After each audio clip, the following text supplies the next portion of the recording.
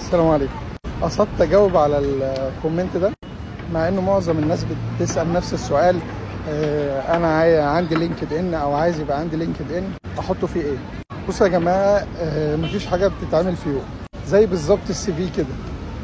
اول مره هتيجي تعمل سي في بتفتح جوجل، تكتب سي في وتشوف تمبلت معين وتجيبه تحط عليه اسمك، الاسم الاول والاخير، وتحط مثلا انت خريج جامعة ايه، او خريج سنة كام، تقديرك ايه، لو انت في تخصص معين، خدت كورس معين تكتبه، خدت مثلا جايزة معينة اثناء الكلية اكتبها، عملت برزنتيشن معين اكتبه، بتحب مثلا تلعب رياضة معينة، كورة، سويمنج، اي حاجة اكتبها، وهكذا. كل يوم او كل اسبوع على الاقل تفتح السي في بتاعك وتضيف فيه حاجة، عشان على مدار سنة سنتين تلاقي عندك سي في محترم في خبراتك كلها. لان في حاجات كتير احنا بنبقى متخيلين ان هي ملهاش اي لازمه، وفي الحقيقه هي لها لازمه. لان السي في ده المفروض اللي يقراه ما يعرفش ان انت مثلا الاول على الدفعه، هو مش عايز يعرف كده، بس هو عايز يعرف انت مين. فانت مين دي بقى بتبقى من خلال ايه؟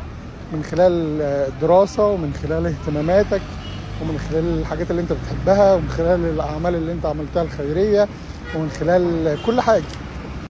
نفس الكلام في لينكد ان بالظبط. لينكد ان ده موقع عادي بتعمل عليه اكونت، زي اكونت فيسبوك بالظبط. سهل جدا انك تعمل اكونت، تكتب اسمك، الاسم الاول والاسم الاخير، لان هو ده اللي انت بتتعرف بيه بعد كده. زي الباسبور، اسمك مثلا محمد ابراهيم علي خالد، فانت في الاخر اسمك محمد خالد، الاسم الاول والاخير.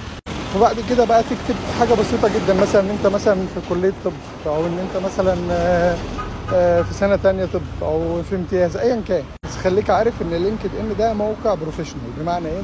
في حاجات ينفع احطها على الفيسبوك، ينفع احطها على تويتر، بس ما ينفعش احطها على لينكد ان. يعني بالنسبه مثلا لصورتك الشخصيه، ما ينفعش تحط صوره مثلا وانت لابس لبس كاجوال، او انت مثلا قاعد كده وهكذا. يفضل تكون صوره كلاسيك على قد ما تقدر، مش لازم يعني بدله وجرافته وبتاع، بس على قد ما تقدر تكون كلاسيك وتصور صوره كويسه. او ما تحطش صوره خالص في الاول عادي، بس يفضل ان يكون في صوره. بعد كده الحاجات بقى الاساسيه، ان انت مثلا في الجامعه مثلا خدت كورس مثلا في اي حاجه بتحطه، خدت مثلا خريج سنه كام بتحطها، خدت كورس مثلا اسعافات اوليه بتحطها. والاهم من ده، يعني الاهم من اللي انت بتعمله، انك تعمل كونكشن مع الناس في المجال اللي انت بتحبه او عايز تبقى فيه. بمعنى ايه؟ انت دلوقتي مثلا مهتم بطريق امريكا، فمنطقي جدا ان انت هتدخل تعمل كونكشن مع الناس اللي في امريكا، دكاتره في امريكا، او ناس بتقدم على الماتش، او ناس على الاقل بيذاكروا معادله امريكيه. لو انت مهتم بطريق بريطانيا، نفس الكلام. هشوف حد مثلا واخد MRCP، واخد MRCS، عايش في بريطانيا، بيدي كورسات MRCP او MRCS، اي حاجه في القصه دي، عشان هتشوف عنده 100% حاجات هتفيدك. وهو ده الفرق ما بين لينكد ان واي مكان تاني. الناس هناك، حتى الناس اللي ما بتساعدش او ما بتحبش تساعد، في ناس كده كتير على لينكد ان، ده الصوره البروفيشنال بتاعته. فهو حتى لو ما بيساعدش في الطبيعي، لو انت تواصلت معاه ما ردش عليك مثلا، لا، هتلاقي على لينكد ان بيعمل شير لمؤتمرات والحاجات مهمه، ولمثلا فرص بحثيه، فرص كورسات، وهكذا. تاني حاجه، انا خلاص عملت كونكشن مع الناس اللي انا مهتم بنفس المجال. ببدا بقى ان انا يعني ايه، اتابع الناس دي. افتح لينكد ان، لازم يكون لي في يومي مثلا كل يوم 10 دقائق، ربع ساعه، نص ساعه بالكثير، بحيث ان انا اتعود ادخل عليه، اشوف ناس اعمل لهم انا فولو، او اعمل لهم كونكت وقبل الكونكت، ادخل على البروفايل بتاعهم.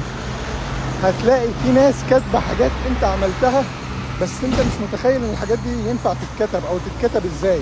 طبيعي جدا يا جماعه، مفيش حد بيتعلم حاجه من اول يوم. خليك متصالح مع فكره ان انت عايش عشان تتعلم. مفيش حد، ربنا خلقنا عشان نتعلم كل يوم. فهتلاقي حد كاتب حاجه معينه انت عملتها، هتاخدها وتكتبها عندك لو انت عملتها. لو ما عملتهاش خلاص. واوعى اوعى اوعى، بكرر يعني التحذير، ان انت تكتب حاجه انت ما عملتهاش، لان ده الصوره بتاعتك. لو اتاخد عنك ان انت بتكذب او بتعمل اي كلام وخلاص، او حد دخل مثلا سالك عن الحاجه دي، وده بتحصل كتير. لو انت كتبت مثلا انك اشتغلت في مكان او خدت كورس في مكان معين، وارد جدا انك تلاقي حد دخل يسالك طب الكورس ده نظامه ايه، خدته عمل ايه. لو ما ردتش عليه هتلاقي نفسك خلاص تاخد عنك فكره ان انت خلاص راجل كذاب، انت طفل مش ايه اللي مدخلك لينكد ان، وهكذا. فاعتمد على فكره ان انت كل يوم بتبني حاجه. ده مشروع صغير جدا مش هيتعبك خالص. على مدار سنه، على مدار سنتين بالكتير، هتلاقي عندك اكونت محترم عليه كونكشن بناس مهتمه بنفس المجال او ناس رائده في المجال اللي انت عايز تبقى توصل له. وده انا وغيري وكل الناس عملت كده. مفيش حد بيروح ياخد كونسلتيشن مثلا عشان يعمل اكونت على لينكد ان، غير بقى لو حد كبير قوي مثلا استاذ في جامعه وما كانش عنده فكره وعايز يعمل اكونت، دي حاجه تانية. لكن اي حد في بدايه كاريره زينا كلنا، طبيعي جدا انك بتبدا من الصفر واحده واحده لحد ما تبقى في مكان كويس، وكل يوم بتتعلم حاجه جديده. ينطبق على لينكد ان وينطبق على السي في. الحاجتين دول مهمين جدا جدا جدا. وهتلاقي واحد بيجيله فرص ملايين الفرص، وواحد تاني ما فيش ولا فرصه بتجيله لانه مش عارف يقدم. يعني مثلا هيلاقي في مثلا اعلان عن وظيفه او عن الكتيف او عن اي حاجه، ويقولوا له بعت السي في، هو ما عندوش سي في، فبالتالي خلاص مش هينفع يقدم. واحد تاني اقل منه في كل حاجه، اقل منه في التقدير، اقل منه في الشطاره، في كل حاجه، بس هو عمل سي في راح بعته فاتقبل. الموضوع بيمشي كده يا جماعه. ما حدش هيجي يسال عنك في البيت يقول لك والله لا ده انت شاطر فاحنا هناخدك وهنعمل لك السي في. ما حدش هيساعدك لو انت ما ساعدتش نفسك، ما حدش هيساعدك. بس ابدا بالحاجات البسيطه دي وان شاء الله هتلاقي لها تاثير كتير. لو اول مره تشوفني بقى اعمل فولو عشان تستفاد ان شاء الله، حاجات كتير بنزلها. واعمل شير للفيديو، دي نقطه مهمه يا جماعه.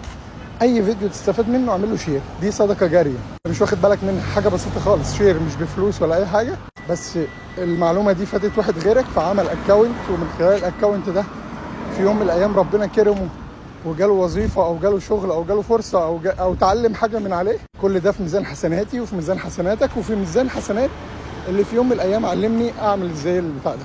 فيا ريت نتبع العاده دي في اي حاجه. الحسنات الصغيره دي هي اللي بتعمل رصيد كبير قوي. السلام عليكم.